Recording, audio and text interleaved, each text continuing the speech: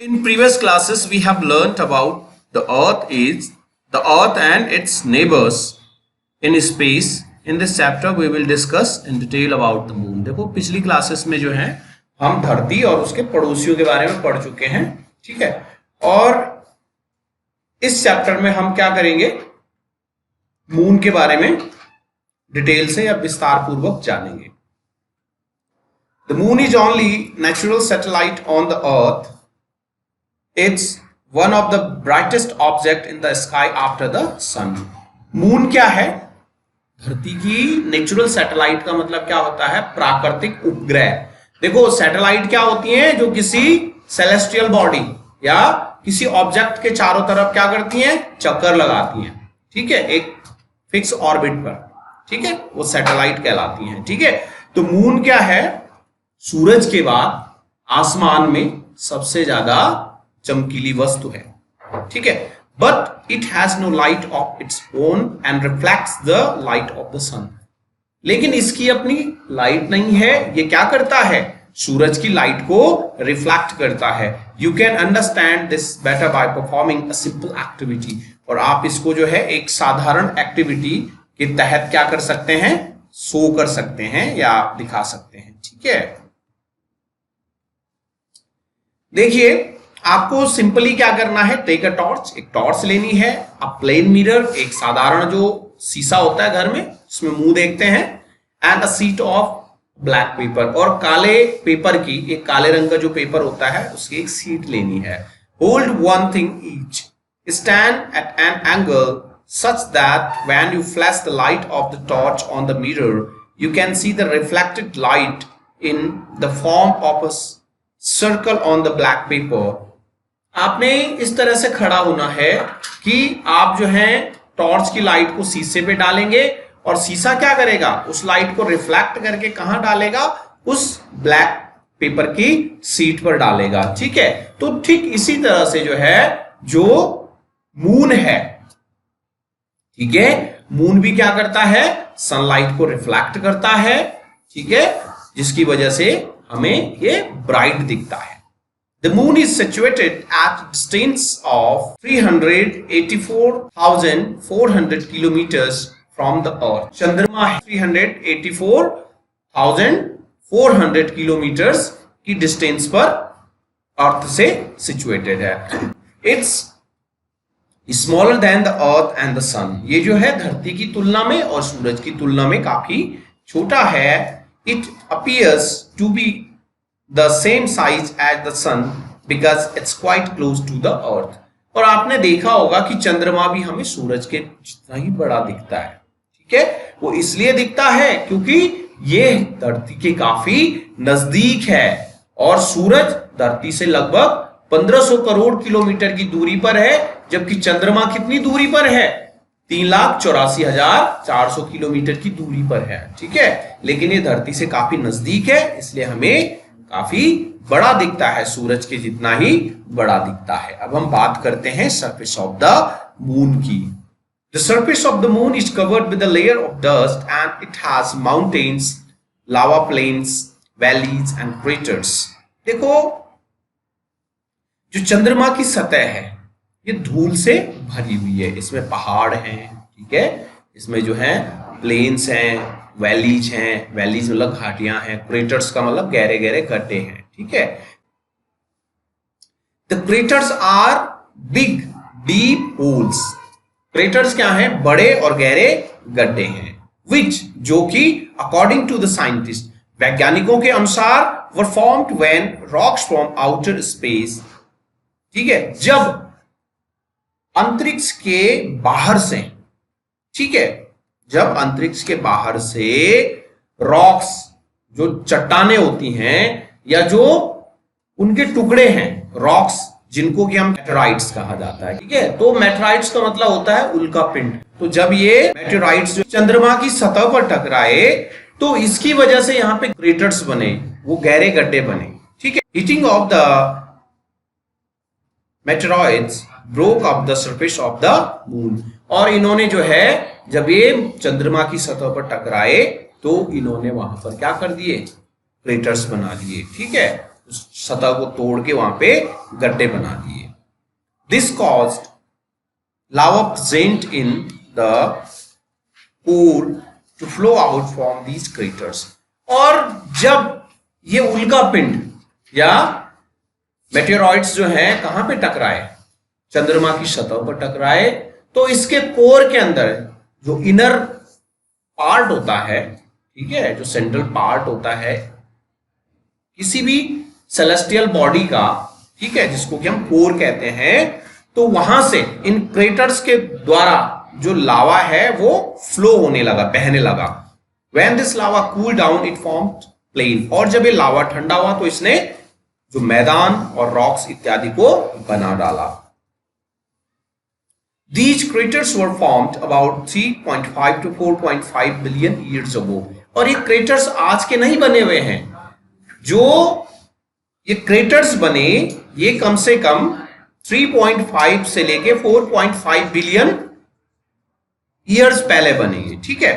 अब हम बात करते हैं atmospheric condition on the moon, यानी कि चंद्रमा की सतह पर जो एटमॉस्फेरिक कंडीशन है, यानी कि वहां पर जो वायुमंडल है वो कैसा है, इसके बारे में हम बात करते हैं।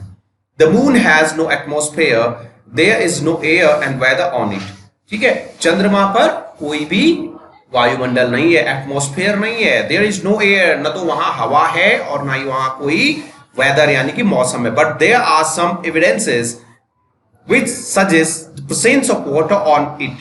ठीक है, लेकिन कुछ ऐसे तथ्य मिले हैं या सबूत मिले हैं, साक्ष्य, ठीक है, कुछ ऐसे साक्ष्य मिले हैं जो कि बताते हैं कि चंद्रमा पर कभी पानी हुआ करता था। ठीक है, it is extremely hot during the day and freezing cold at night on the moon as compared to the earth। चंद्रमा पर दिन काफी गर्म होता है और रात काफी ठंडी होती है, किसकी तुलना में? अर्थ की तुलना में। ठीक है, this is because unlike the earth there is no atmosphere on the moon to absorb some of the heat coming from the sun। देखिए यहां पर ऐसी कंडीशन क्यों है, ये दिन के वक्त ज्यादा गर्म और रात के वक्त बेहद ठंडी क्यों हो जाती है?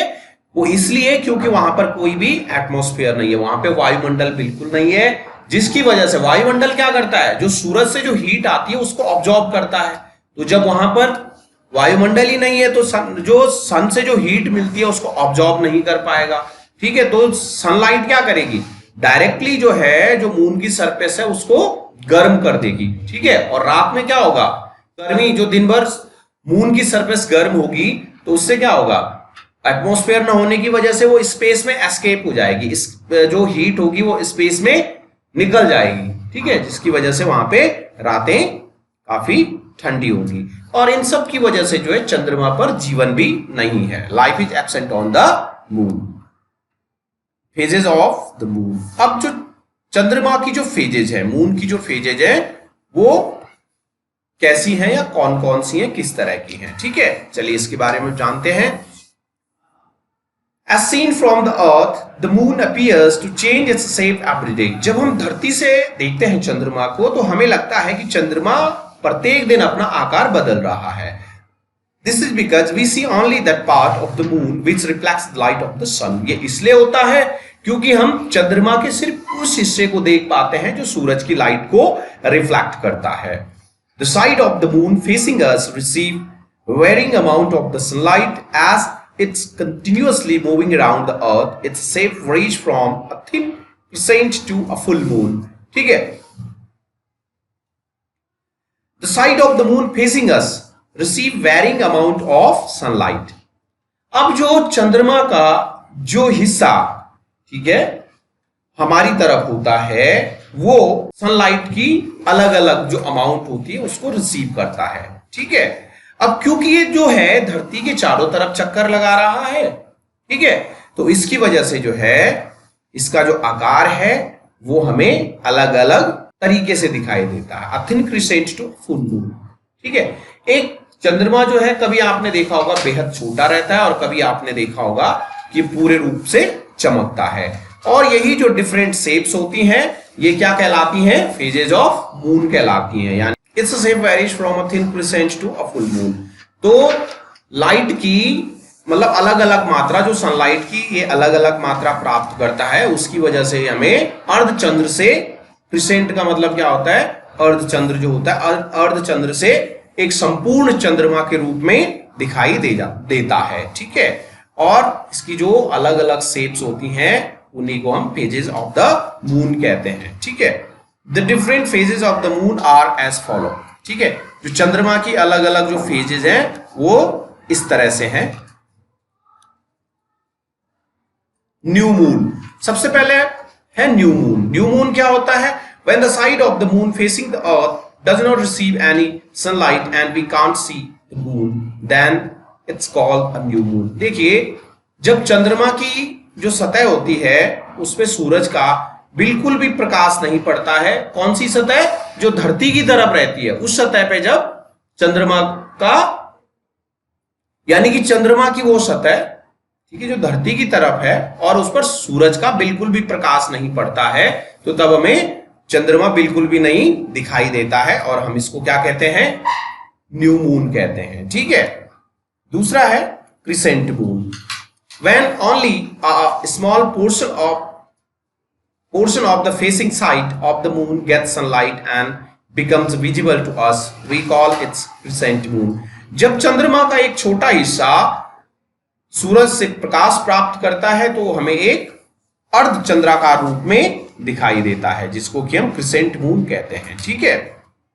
Half moon, when half portion of the facing side of the moon becomes illuminated, we call it half moon. और जब चंद्रमा का आधा हिस्सा या आधी सतह जो है सूरज से प्रकाश प्राप्त करती है और जो आधी सतह जो हमें चमकदार दिखती है, ठीक है, हम इसको क्या कहते हैं? हाफ मून कहते हैं। फिर है गिबस मून। गिबस मून क्या होता है? When almost 3/4 of the facing side of the moon receives sunlight, it is called gibbous moon. जब चंद्रमा का 3/4 पार्ट जो है सनलाइट प्राप्त करता है और जो पार्ट हमें दिखता है 3/4 पार्ट, इसको हम गिबस मून कहते हैं। Full moon, when the entire side of the moon facing the earth is illuminated, we call it full moon. और जब चंद्रमा का संपूर्ण हिस्सा सूरज से प्रकाश प्राप्त करता है और हमें पूर्ण एक गोल चंद्रमा के रूप में दिखाई देता है तो हम इसको फुल मून कहते हैं, ठीक। देखिए, all above stages together are known as waxing phase of the moon. After this, a cycle reverse and size of the illuminated facing side of the moon starts reducing. This stage are collectively referred as a waning phase of the moon. देखिए, जो ऊपर हमने in phases के बारे में पढ़ा, इनको waxing phase कहा जाता है। और इस तरह से ये जो साइकिल क्या होती है? रिवर्स होती है, यानी कि मून क्या होता है? छोटे से धीरे धीरे बड़ा होता चला जाता है। एक वो साइकिल है जिसको वैक्सिंग फेज कहते हैं और एक वैनिंग फेज होता है, उसमें क्या होता है? चंद्रमा बड़े से धीरे धीरे छोटा होना शुरू हो जाता है। एक्लिप्सिस का मतलब होता है ग्रहण। क्या होता है? ग्रहण। You must have heard about the solar and lunar eclipse. Solar eclipse हो गया आपका सूर्य ग्रहण, ल्यूनर एक्लिप्स हो गया आपका चंद्र ग्रहण। In fact some of you must have seen solar eclipse too. We will now discuss what are eclipses and how they are caused. देखिए, आपने इन ग्रहणों को भी देखा होगा, आपने चंद्र ग्रहण भी शायद देखे होंगे या आपने सूर्य ग्रहण भी देखे होंगे। चलिए इसके बारे में जानते हैं। An eclipse is a partial or total blocking of light of the sun by a heavenly body like the earth or the moon. ठीक है, eclipse कब होता है? जब सूरज का प्रकाश किसी भी सेलेस्टियल बॉडी के द्वारा या हेवनली बॉडी के द्वारा पूर्णतः, यानी कि कंप्लीट रूप से या पार्शियल या आंशिक रूप से ब्लॉक किया जाता है, ठीक है। अब वो हेवनली बॉडी कौन है? वो अर्थ हो सकती है या मून हो सकती है, ठीक है। We already know that the earth revolves around the sun and the moon revolves around the earth. So many times all three of them come in a straight line. In such a situation, the light of the sun is blocked by the body in the middle. Thus, it casts its shadow on the third body. The third body is said to be eclipsed or hidden from the sun, depending on the third body, which gets eclipsed by the shadow of the middle heavenly body. Eclipses are categorized into two types: solar eclipses and lunar eclipses. देखिए, सूरज का चक्कर जो है पृथ्वी लगाती है और पृथ्वी का चक्कर चंद्रमा लगाती है। तो कई बार ऐसा होता है कि ये तीनों के तीनों, सूरज, चंद्रमा और धरती एक सीधी रेखा में आ जाते हैं। तो जिसकी वजह से क्या होता है, यदि धरती बीच में आ जाती है, ठीक है, धरती बीच में आती है तो चंद्रमा पे पड़ने वाला प्रकाश दिखाई नहीं देता है, और यदि चंद्रमा बीच में आता है तो उसकी छाया धरती के ऊपर पड़ती है। ठीक है, तो यानी कि होता क्या है, जो बॉडी बीच में आ जाती है, मिडिल बॉडी के द्वारा जो है थर्ड बॉडी की तरफ जाने वाली जो लाइट है वो कंप्लीटली क्या हो जाती है, ब्लॉक हो जाती है। ठीक है, और या तो फिर उसकी जो शैडो होती है वो थर्ड बॉडी के ऊपर पड़ती है। ठीक है, तो उसी की वजह से जो एक्लिप्सिस होते हैं, यानी कि जो ग्रहण होते हैं, उसी की वजह से पड़ते हैं। ठीक है, तो इनको हम दो टाइप में कैटेगराइज कर सकते हैं। ठीक है, एक सोलर एक्लिप्स और दूसरा ल्यूनर एक्लिप्स, यानी कि सोलर हो गया आपका सूर्य ग्रहण और ल्यूनर एक्लिप्स हो गया आपका चंद्र ग्रहण। तो चलिए जानते हैं सोलर एक्लिप्स के बारे में। अब आप यहां पे डायग्राम भी देख सकते हैं। ठीक है, तो डायग्राम को हम बाद में समझेंगे, पहले ये देखते हैं।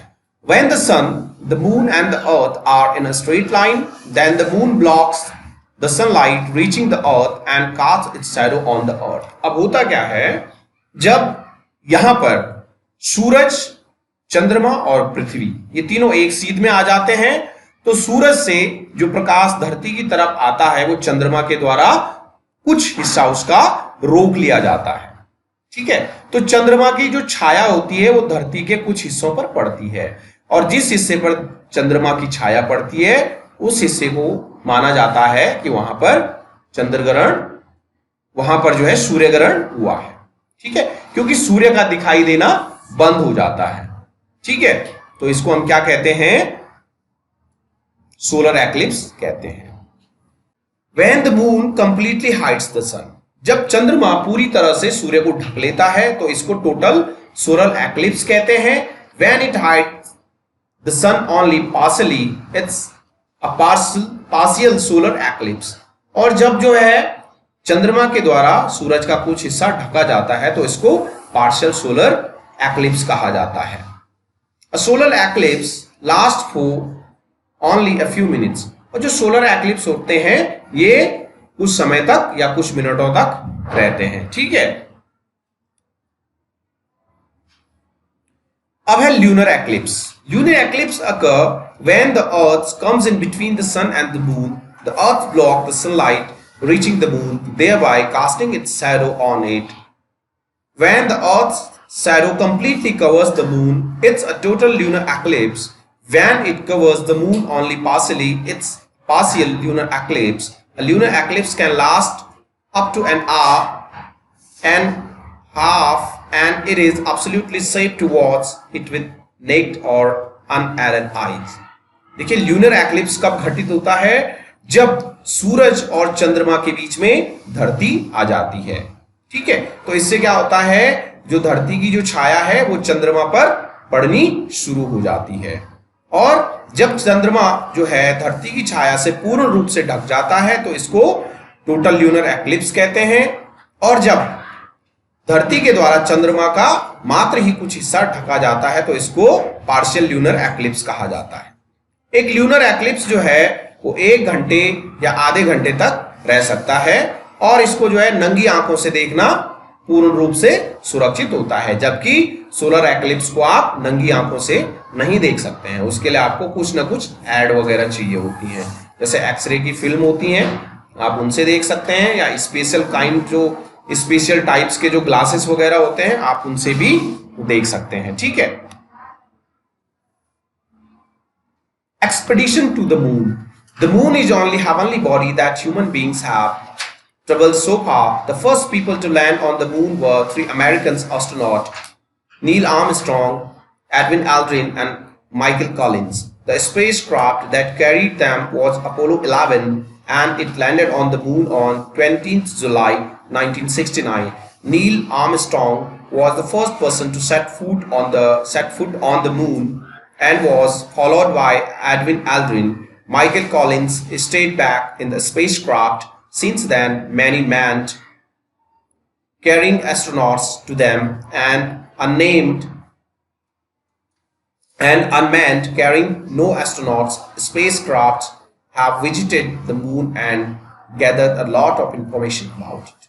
चंद्रमा अभी तक एक ऐसी सेलेस्टियल बॉडी है या हेवनली बॉडी है जिसकी यात्रा मनुष्य कर चुका है। पहली बार चंद्रमा पर जाने वाले 3 अमेरिकन एस्ट्रोनॉट्स थे, नील आर्मस्ट्रॉन्ग, एडविन एल्ड्रिन और माइकल कॉलिंस।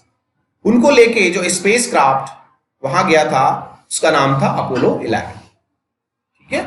और ये जो है 20 जुलाई 1969 को वहां पहुंचा था।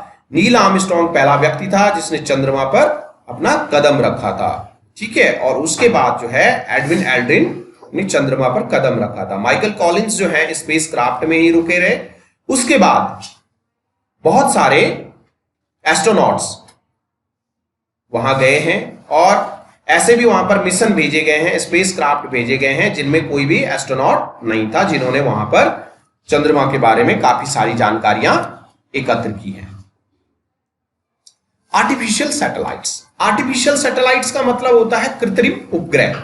आर्टिफिशियल सैटेलाइट्स वो होती हैं जो मनुष्यों के द्वारा बनाई जाती हैं, ठीक है। Artificial satellites are man made objects which continuously orbit the earth or some other heavenly body in the universe. Such satellites mainly gather information about the body they orbit. Most of the artificial satellites revolve around the sun. The first artificial satellite, Sputnik 1, was launched by Soviet Union in 1957. Since then, the United States and about 40 other countries, including India, have developed, launched and operated artificial satellites. देखिए, कृत्रिम उपग्रह वो होते हैं जो मनुष्यों के द्वारा बनाए जाते हैं और ये धरती या अन्य जो दूसरे सेलेस्टियल बॉडीज होती हैं, हेवनली बॉडीज होती हैं, उनका चक्कर लगाती हैं। इनका काम मुख्य रूप से उन सूचनाओं को एकत्र करना होता है जो कि मानव जाति के काम की हो। या अधिकांश जो आर्टिफिशियल सैटेलाइट्स हैं वो धरती के चारों तरफ चक्कर लगाती हैं। पहली आर्टिफिशियल सैटेलाइट जिसका नाम स्पुतनिक 1 था, सोवियत यूनियन रशिया के द्वारा 1957 में इसको लॉन्च किया गया था, ठीक है। इसके बाद यूनाइटेड स्टेट्स और अन्य 40 देशों ने, जिसमें कि भारत भी शामिल है, इन आर्टिफिशियल सैटेलाइट्स को विकसित किया और इनको लॉन्च किया, ठीक है। और आज भी वो आर्टिफिशियल सैटेलाइट्स में से बहुत सारी आर्टिफिशियल सैटेलाइट्स क्या हैं, दुनिया भर की इंफॉर्मेशन या स्पेस के बारे में, आपके मौसम के बारे में, ठीक है, हमें जानकारियां देती हैं। अब देखिए, जो आर्टिफिशियल सैटेलाइट्स हैं वो अलग अलग टाइप की हो सकती हैं। Depending upon their uses, artificial satellites are of 6 main types. देखिए, प्रयोगों के आधार पर या उपयोगों के आधार पर आर्टिफिशियल सैटेलाइट्स जो है 6 प्रकार की होती हैं। Scientific research, these satellites gather information about the universe for research purpose. ये सैटेलाइट्स क्या होती हैं? ये यूनिवर्स के बारे में साइंटिस्टों को बहुत सारी जानकारियां प्रोवाइड करवाती हैं। वेदर, ये सैटेलाइट्स ऐसी होती हैं जिसमें कि हमें जो मेट्रोलॉजिकल डिपार्टमेंट होता है, मौसम के बारे में जानकारी इत्यादि जो हमें प्राप्त होती है, वो इन्हीं मेट्रोलॉजिकल या जो वेदर वाली हमारी सैटेलाइट होती हैं, इनसे ही हमें मौसम के बारे में जानकारी मिलती है। कम्युनिकेशन, जो ये सैटेलाइट होती है, कम्युनिकेशन सैटेलाइट्स, ये क्या करती हैं?